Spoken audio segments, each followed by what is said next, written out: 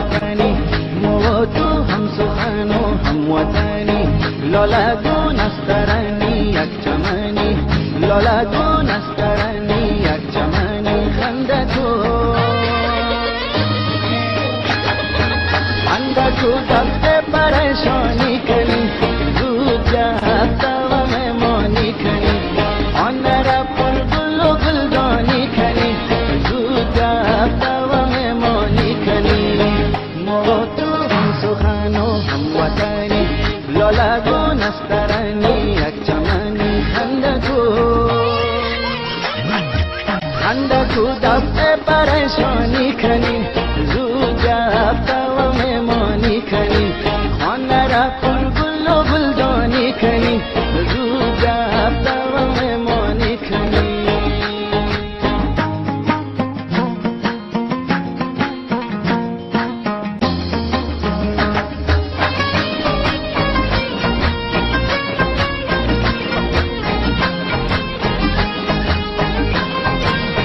زمستو بار دلدار و بی‌انفاس غزل خوانای تایست و بی‌انفاس از او ملکای دور از پاسی آور کبوترهای سرگرد و بی‌انفاس چکر باید کناری دور برمو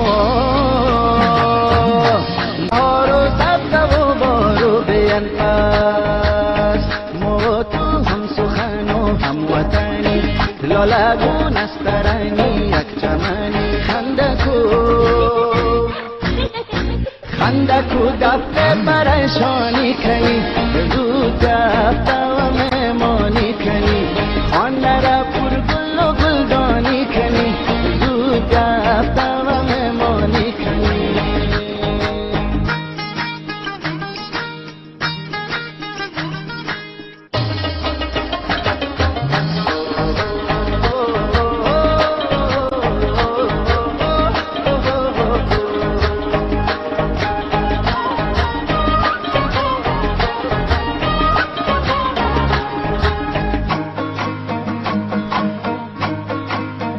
वतन कोई ना बियादा इंतजारम